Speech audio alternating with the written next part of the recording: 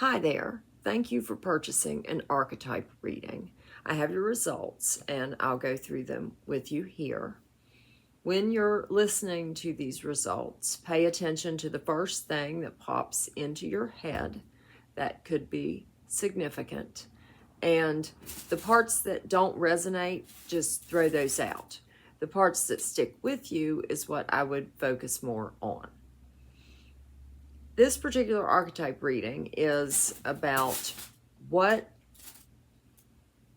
archetype resides in your overall self, which is who you are overall. And then there is the masked self, which is who you try to put on to the world.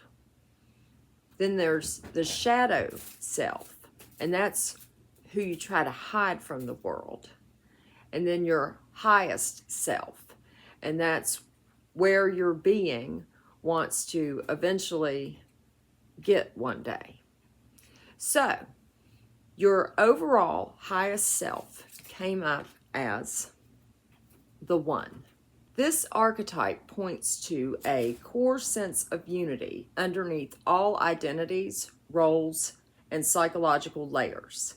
It suggests that what you call you is ultimately not divided into separate parts in any real way.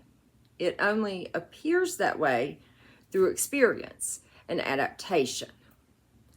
The One often shows up in people who are highly reflective, pattern aware, and sensitive to coherence. There can be a persistent sense that everything in your life is trying to organize itself into a single truth or understanding. At its most integrated and most balanced, the One isn't trying to become whole. It is remembering that it already is. Your masked self is the Hunter. The Hunter archetype is observant, precise, and highly attuned to subtle signals in people, environments, and dynamics. It operates through awareness and timing rather than force. There's an instinct to track what is happening beneath the surface, to notice inconsistencies, and to move strategically rather than openly. This can make you appear calm and self-contained or emotionally selective. The Hunter doesn't reveal everything it sees. It filters information constantly to maintain control over engagement. The strength here is your perception. The limitation is that it can create distance if others feel they are being observed more than they're being met.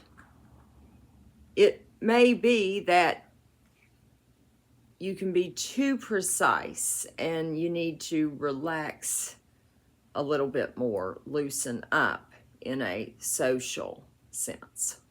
Your shadow self is the warrior, which carries the imprint of survival through effort, endurance, and emotional containment.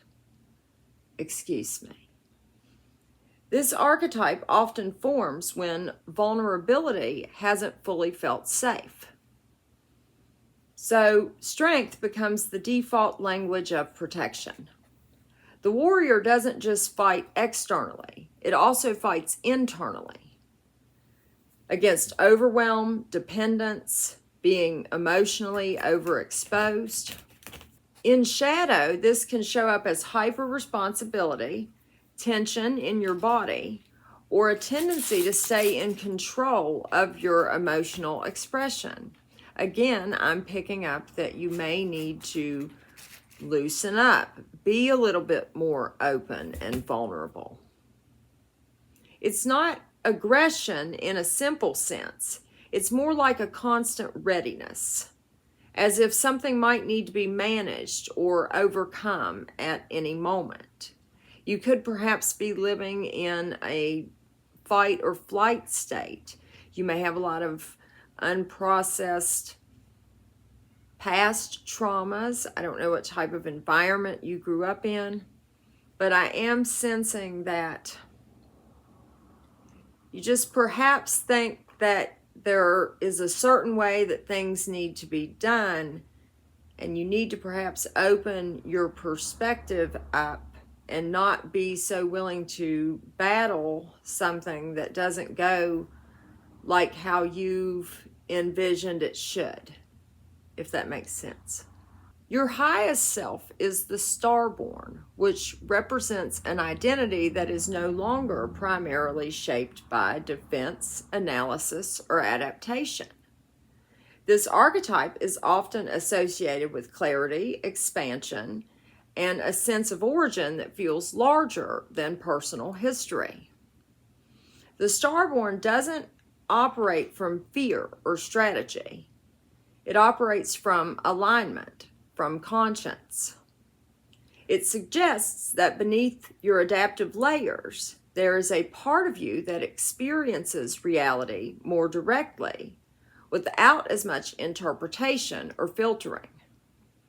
This is often where intuition feels cleanest, where insight arrives without effort, and where perspective feels wide rather than narrowed by circumstance.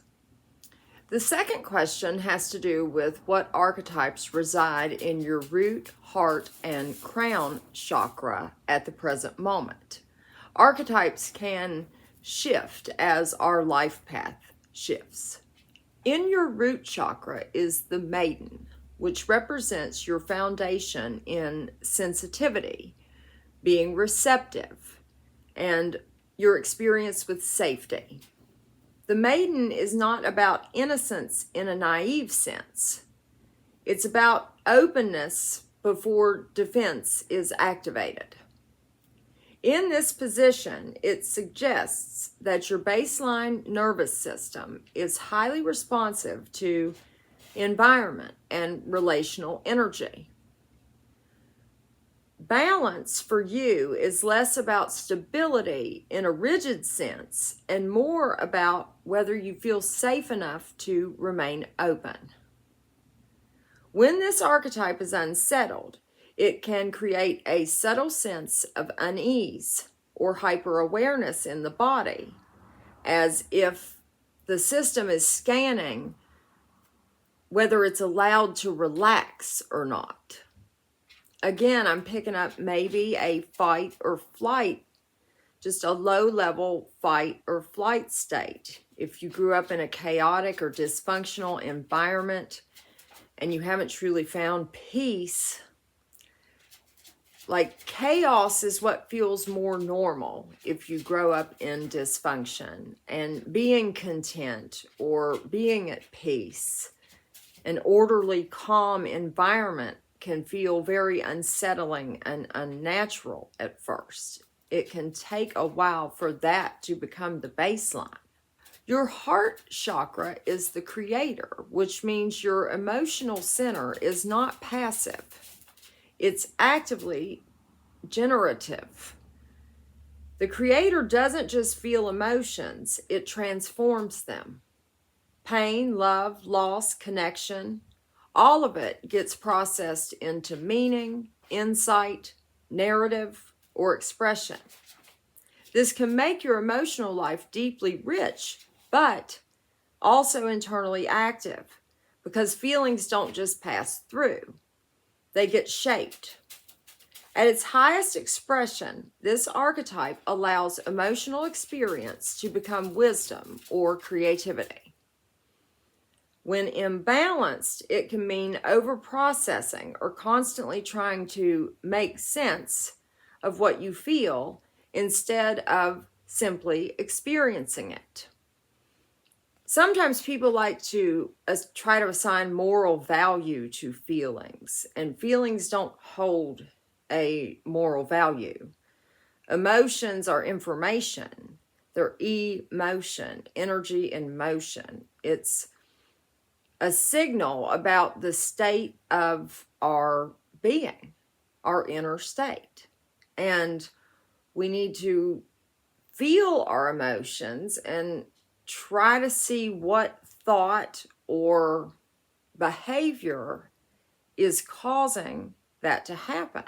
Your crown chakra is the animal, which grounds your spiritual connection in instinct rather than the abstract. Instead of accessing insight purely through thought or concepts, this archetype operates through embodied knowing, gut sense, immediate recognition, and physical intuition. The animal crown suggests your highest awareness is not detached from the body. It moves through it. This can create a form of intelligence that is very direct and difficult to explain, but often accurate in real time. It also means your spiritual connection is not separate from survival awareness. It is woven into it. So you just have a deep connection with the physical. When you can actually see something or feel something, that's when you truly experience it at its fullest. So overall, I would say this reading says that your overall self, the one, is geared towards unity and coherence and balance. But you also have to adapt to and deal with your life experiences, the hunter and the warrior. Your energy channels are all sensitive and physically embodied rather than abstract. You gain a lot more out of physical lived experience than just pondering something. I would say the main theme is you have a unified core that is just moving through different ways of transforming emotions and experiencing what it is to be human.